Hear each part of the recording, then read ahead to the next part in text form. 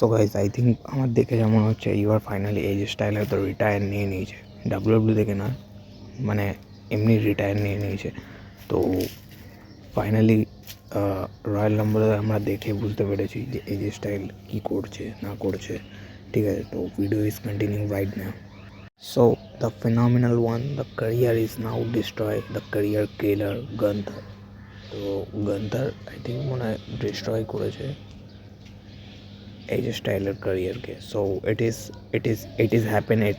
So guys Edge style যদি কোথাও যায় তাহলে অল রেসলিংয়ে যাবে, না তো টিএনএ ইম্প্যাক্টে যাবে, টিএনএ রেসলিংয়ে। তো টিএনএর সাথে তো বহুতই ওনার এজ স্টাইলের বহুতই একটা পুরনো সম্পর্ক আছে।